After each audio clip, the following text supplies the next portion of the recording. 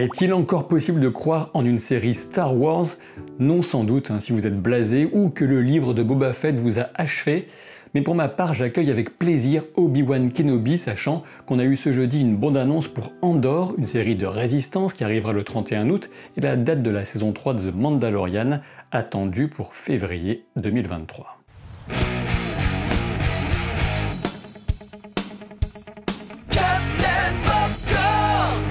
Alors par ailleurs, la bande-annonce de Willow m'a peut-être fait plus plaisir encore, une série qui arrivera le 30 novembre, mais on aura l'occasion d'en reparler. Si vous comptez vous abonner à Disney+ pour suivre tout ça, je vous invite à le faire en passant par le lien disponible en description de la vidéo, ce qui soutiendra la chaîne au passage, merci à vous. Nous avons donc eu droit à 2 épisodes d'Obi-Wan Kenobi, 2 sur 6, sachant que les prochains seront diffusés les mercredis et donc que le 3e arrive déjà le 1er juin.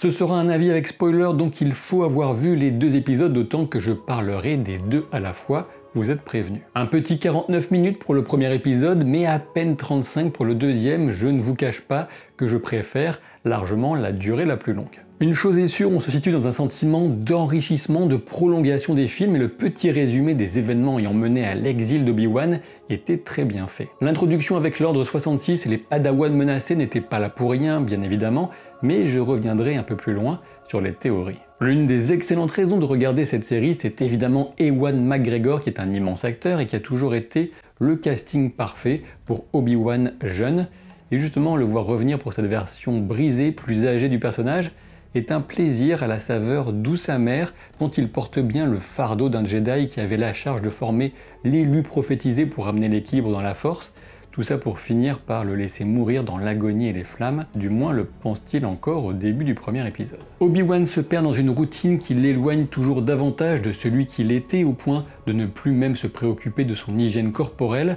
à en croire le Jawa, ni même à pouvoir venir en aide à un Jedi aux abois. Alors on peut dresser différents parallèles, mais les principaux concernent Luke dans le dernier Jedi et le clone qu'Obi-Wan rencontre dans les rues de Dayu. Tout comme Luke dans l'épisode 8, Obi-Wan refuse de s'immiscer à nouveau dans les conflits de la galaxie, il refuse son aide aux Jedi dans le désert, et ensuite rejette le premier appel à l'aide de Bail Organa pour sauver Leia. Les deux vivent en ermite, coupés du reste du monde, l'un dans un désert de sable et l'autre dans un désert d'eau, si j'ose dire. Néanmoins, on peut souligner des différences. Obi-Wan peut se cacher derrière sa mission de surveiller Luke, une mission quand même bien réelle, tandis que Luke, bien plus tard, n'aura que des raisons qui sont survenues hors champ pour le spectateur, à l'exception d'un flashback explicatif, dans le dernier Jedi donc, ce qui rend la chose d'autant moins acceptable pour certains fans du monde. Quoi qu'il en soit, les deux finiront par accepter d'intervenir, justement pour sauver Leia. Toutefois, là où Luke est sans doute plus puissant que jamais dans sa maîtrise de la Force dans le dernier Jedi,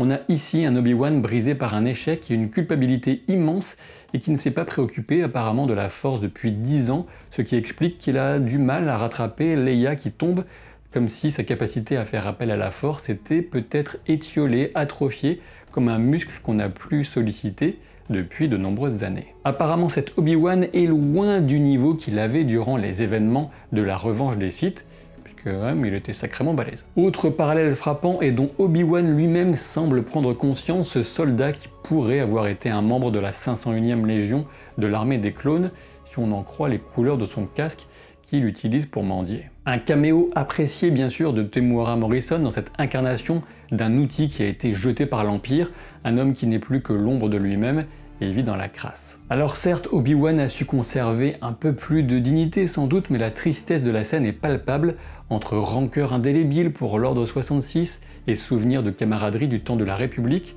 Beaucoup passent dans les expressions d'Ewan McGregor. Évidemment, le rayon de soleil de cette série, c'est la petite Leia Organa. C'est une théorie que j'avais émise dans mon analyse du trailer pour expliquer pourquoi Obi-Wan pourrait bien quitter temporairement sa garde secrète sur Tatooine. L'actrice aussi bien que les dialogues rendent bien l'état d'esprit aventureux, effronté, affûté de Leia, tout en soulignant qu'elle semble plus intelligente à 10 ans que Luke ne le sera à 19. Alors bien évidemment, leur quotidien et l'éducation à laquelle ils ont accès sont bien différentes. Leia qui remet son cousin à sa place avec des répliques mémorables, ses escapades sur Alderaan qui nous rendent la planète d'autant plus belle, et la notion du désastre à venir d'autant plus insupportable.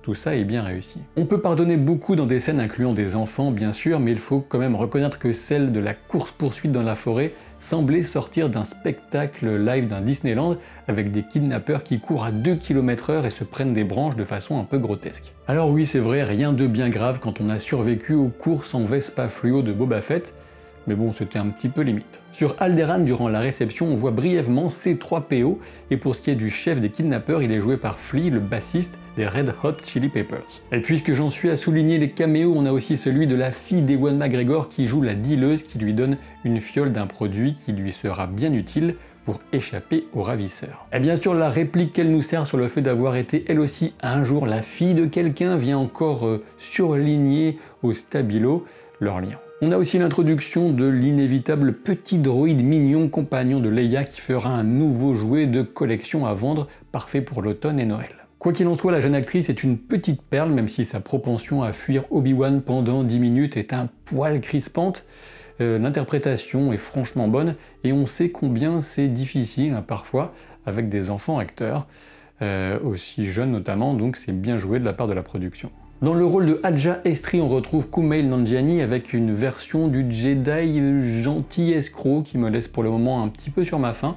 On verra si le personnage révèle avoir davantage à faire par la suite. Et je me demande si le personnage interprété par Indira Varma et qu'on a vu pour le moment que dans le trailer aura un lien avec le réseau de Hadja avec un déguisement ou si elle sera bel et bien au service de l'Empire. Il est temps maintenant de parler des méchants avec ce trio d'inquisiteurs. On a d'abord le Grand Inquisiteur, un Pohan, sur lequel je vais revenir dans un instant puisque son destin semble aller à l'encontre de ce que nous savons de son futur dans la série animée Star Wars Rebels. Le cinquième frère propose une présence physique intéressante et j'ai hâte de le voir vraiment entrer en action dans une scène qui, j'espère, ne sera pas décevante. Du côté de la mystérieuse troisième sœur, Reva, on tient de toute évidence un personnage essentiel de cette saison et c'est le moment de parler rapidement théorie si vous êtes prêts, et si vous n'êtes pas, pensez à vous abonner et à laisser un commentaire avant de prendre la fuite. On revient donc à la fameuse scène d'introduction avec l'exécution de l'ordre 66 dans le temple de Coruscant, qui a très certainement un lien avec Reva puisque la première et la plus âgée des Padawan